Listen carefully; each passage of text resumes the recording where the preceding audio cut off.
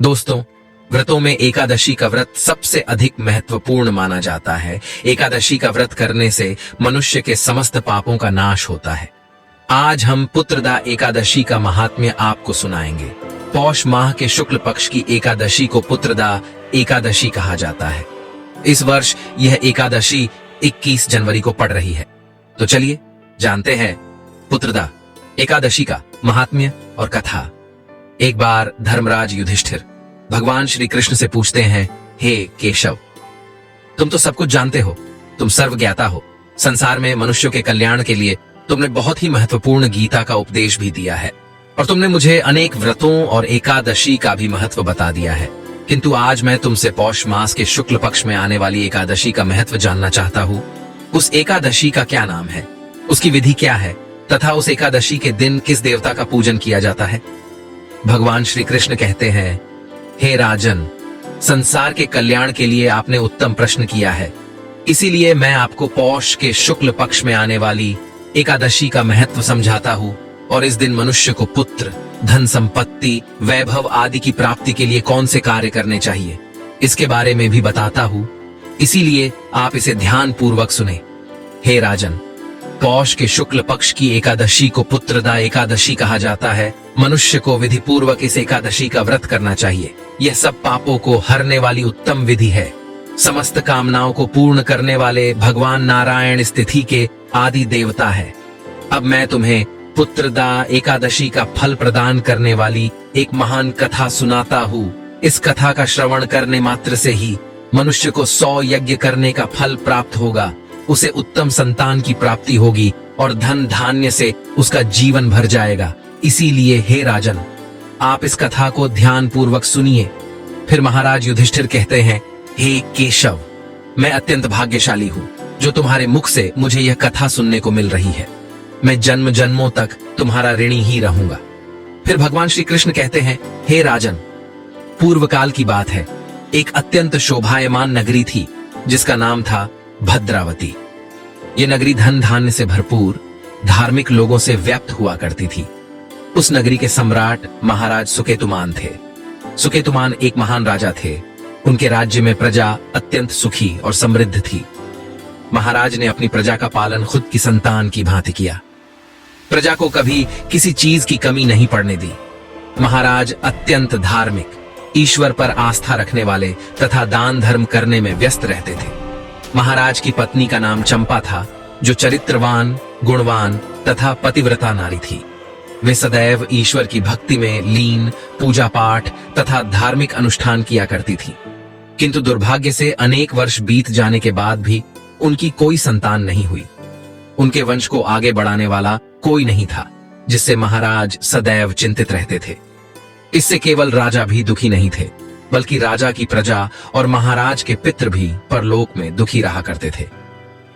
महाराज के द्वारा जो जल अपने पितरों को दिया जाता था, वह भी उनके शोक के कारण उबलने लगता था, जिसे पितृ ग्रहण नहीं कर पा रहे थे, जिससे पितृ भी महाराज के द्वारा दिए गए भोग को स्वीकार नहीं कर पाते थे। महाराज के द्वारा दिया गया निवाला भी राख हो जाता था, जिससे पितृलोक में रहने वाले सभी पितृगण बहुत दुखी रहने लगे थे। उनकी भी तृप्ति नहीं हो पा रही थी। सभी चिंतित थे, कैसे महाराज को पुत्र की प्राप्ति होगी, पुत्र के बिना कैसे महाराज और उनके पूर्वजों का उद्धार होगा। शास्त्र कहते हैं कि पुत्र के द्वारा ही मनुष्य को मृत्यु के पश्चात मोक्ष की प्राप्ति होती है। पुत्र जब धरती पर श्राद्ध, तर्पण आदि कार्य करता है, तो इससे स्वर्ग लोक के पितरों को संतुष्टि मिलती है। महाराज ने पुत्र प्राप्ति के लिए अनेक उपाय किए, अनेक अनुष्ठान भी किए, अनेक वैद्य और चिकित्सक भी बुलाए, किंतु उन्हें पुत्र की प्राप्ति नहीं हुई, जिससे महाराज हमेशा दुखी और उदास रहने लगे। फिर एक दिन महाराज राजमहल में बैठकर सोचने लगे, मैंने ऐसा कौन सा पाप किया है जिससे मैं अभी तक संतानहीन हूँ। मैंने तो सभी धार्मिक कार्य, व्रत और अनुष्ठान भी किए हैं, दान धर्म भी किया है, कभी किसी याचक को द्वार से खाली हाथ नहीं भेजा। मैंने सदैव ही गुरुजनों और पूज्य जनों की सेवा की है। फिर किस कारण से मेरी यह दुर्गति हुई? किस कारण से मुझे पुत्र की प्राप्ति नहीं हुई? फिर एक दिन महाराज शोक से ग्रस्त होकर किसी को भी बिना बताए एक घने जंगल में चले जाते हैं। वह जंगल बहुत ही भयंकर था। अत्यंत घने उस जंगल में जंगली जानवरों की, पशु पक्षियों की आवाज महाराज के कानों पर पड़ रही थी। रास्ते में चलते वक्त दूर से हाथियों की, सियार की, बाघ की आवाज सुनाई देती थी, किंतु महाराज अकेले होकर भी भयभीत नहीं हो रहे थे। जहां देखो वहां पर मृग, वानर आदि जानवर दिखाई पड़ रहे थे। महाराज उस जंगल में घूम घूम कर उस वन की शोभा देख रहे थे, उस सुंदर दृश्य को निहार रहे थे। उस जंगल में घूमते घूमते दोपहर हो गई। फिर महाराज को भूख और प्यास सताने लगी। वे जल की खोज में वन में ही इधर उधर भटकने लगे। चलते चलते महाराज उस वन के बहुत अंदर तक चले गए। फिर उन्हें उस स्थान पर एक अत्यंत रहस्यमयी और सुंदर सरोवर दिखाई पड़ा। उस सरोवर के पास एक बहुत ही सुंदर आश्रम था, जिसमें ऋषि मुनि निवास करते थे। जैसे ही राजा ने उस आश्रम की ओर देखा तो उन्हें कुछ शुभ संकेत दिखाई पड़े। उनकी दाहिनी आंख और दाहिना हाथ फड़कने लगा, जो कि उत्तम फल की सूचना दे रहा था। फिर महाराज की दृष्टि उस स्थान पर पड़ी जहां सरोवर के तट पर वृक्ष के नीचे कुछ मुनि वेदों का पठन कर रहे थे। इस अत्यंत सुंदर दृश्य को देखकर महाराज को बड़ी प्रसन्नता हुई। वे अति विलंब न करते हुए शीघ्रता से उन मुनियों के पास चले गए और उनके सामने जाकर खड़े हो गए और जमीन पर बैठकर उनकी वंदना करने लगे। उन्हें बारंबार नमस्कार करने लगे। जब महाराज ने उन मुनियों को बारंबार दंडवत किया, तब वे मुनि बोले, हे राजन, हम आपकी विनम्रता से अत्यंत प्रसन्न हैं। आप किस कारण से इस घोर वन में चले आए हैं? आप अभी भी जवान हैं। इस उम्र में आपको राजपाट का त्याग करके वन में जाना शोभा नहीं देता। तब महाराज बोले, हे महात्माओं, आपको प्रणाम है। मैं भद्रावती नगरी का नरेश सुकेतुमान हूँ। मैं भूख और प्यास से व्याकुल होकर जंगल में भटकता हुआ इस स्थान पर आया हूँ, तो मुझे यह अत्यंत सुंदर सरोवर दिखाई पड़ा। यह मेरा सौभाग्य है कि आप महात्माओं के मुझे दर्शन हुए हैं। मैं आप सभी के दर्शन करके धन्य हुआ। विधाता ने मुझे किसी कारण से ही इस स्थान पर भेजा है। हे मुनिजन, कृपया आप मुझे बताइए, आप कौन हैं? आपके क्या नाम है? किस प्रयोजन से आप सभी इस स्थान पर एकत्रित हुए हैं?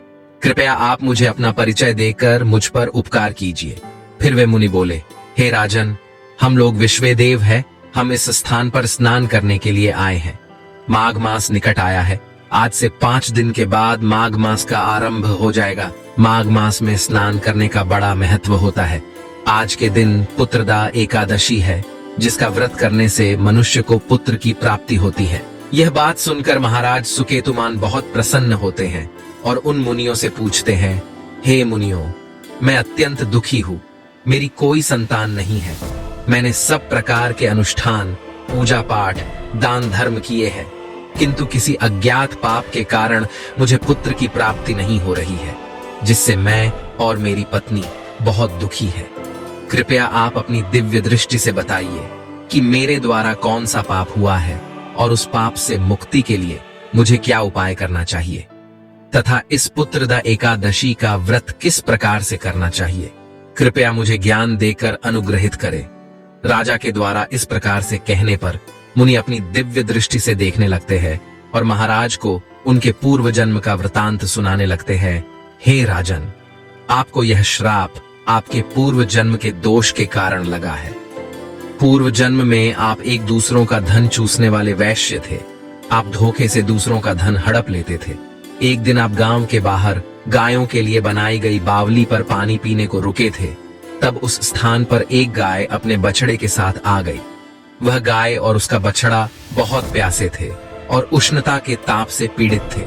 आपने उस गाय को और उसके बछड़े को पानी पीने नहीं दिया और उन्हें मारकर वहां से भगा दिया और खुद उस बावली का जल पी लिया। इसी घोर पाप के कारण आप इस जन्म में पुत्रहीन बन गए हैं। जो मनुष्य गायों को मारता है, उनकी बावली को तोड़ता है, जो प्यासी गायों को पानी नहीं पिलाता, उसे घोर पाप लगता है। इस बात को सुनकर महाराज को बड़ा दुख हुआ और वे पश्चाताप की अग्नि में जलने लगे। महाराज दुखी होकर कहने लगे, हे मुनियों, मैंने जाने अनजाने में बहुत बड़ा पाप किया है। मैं इस पाप का प्रायश्चित करना चाहता हूँ। कृपया आप मुझे कुछ उपाय बताइए। फिर वे मुनि कहते हैं, हे राजन, आज पुत्रदा एकादशी है। आप यहीं पर रहकर इस एकादशी का व्रत करें। ये व्रत बहुत महान है और पुत्र प्रदान करने वाला है। इस व्रत की तीनों लोकों में ख्याति है। आज तुम इस व्रत का पालन करो और हमारे आश्रम में स्थित गायों की सेवा करो, उनकी पूजा करो तथा उन्हें भोजन कराओ और भगवान विष्णु के प्रसाद को ग्रहण करो, तुम्हें अवश्य पुत्र प्राप्त होगा। महाराज ने फिर वैसा ही किया। उन्होंने मुनियों का कहना मानकर श्रद्धा पूर्वक व्रत का पालन किया। आश्रम में स्थित गायों की सेवा की, उन्हें हरा चारा खिलाया और उनका पूजन किया। उन मुनियों के उपदेश का विधिपूर्वक पालन करके उन्होंने पुत्रदा एकादशी का अनुष्ठान किया। फिर द्वादशी को पारण करके मुनियों के चरणों में मस्तक झुकाकर उन्हें बारंबार प्रणाम किया। इस प्रकार से पुत्रदा एकादशी का व्रत करने से तथा इस दिन गायों की सेवा करने से, उन्हें चारा खिलाने से राजा के सभी पाप नष्ट हो गए और महाराज लौटकर अपने महल में आ गए। महाराज को देखकर रानी भी अत्यंत प्रसन्न हुई। फिर रानी ने कुछ ही दिनों में गर्भ धारण किया। प्रसव काल आने पर राजा के पुण्य कर्म के प्रभाव से उन्हें एक अत्यंत तेजस्वी पुत्र हुआ, जिसने आगे चलकर अपने गुणों से पिता को संतुष्ट किया। महाराज के पितर भी इस घटनाक्रम को देख रहे थे। वे भी बहुत संतुष्ट हुए और भगवान विष्णु को बारंबार धन्यवाद देने लगे। भगवान श्री कृष्ण युधिष्ठिर से कहते हैं, हे राजन, इसीलिए मनुष्य को पुत्रदा एकादशी का व्रत अवश्य करना चाहिए। मैंने समस्त मानव जाति के कल्याण के लिए इस व्रत का महात्म्य आपको सुना दिया है। जो भी मनुष्य एकाग्र चित्त होकर पुत्रदा का व्रत करता है, वह इस लोक में पुत्र पाकर मृत्यु के पश्चात उत्तम गति को प्राप्त करता है। इस महात्म्य को पढ़ने से और सुनने से 100 अग्निष्टोम यज्ञ का फल मिलता है। तो दोस्तों, आप सभी ने पुत्रदा एकादशी की इस महान कथा को ध्यान पूर्वक सुना है, इसीलिए आप सभी को मैं धन्यवाद देता हूँ और आपके मंगल की कामना करता हूँ। आपको यह कथा कैसी लगी कमेंट करके जरूर बताएं। जानकारी अच्छी लगी तो वीडियो को लाइक जरूर करें। इस वीडियो को मित्र परिवारों के साथ शेयर करके इस कथा का प्रचार करें, इससे आपको बहुत पुण्य मिलेगा। साथ ही चैनल को सब्सक्राइब करें ताकि ऐसी ही आध्यात्मिक जानकारी आपको प्राप्त हो सके। आप सभी का धन्यवाद।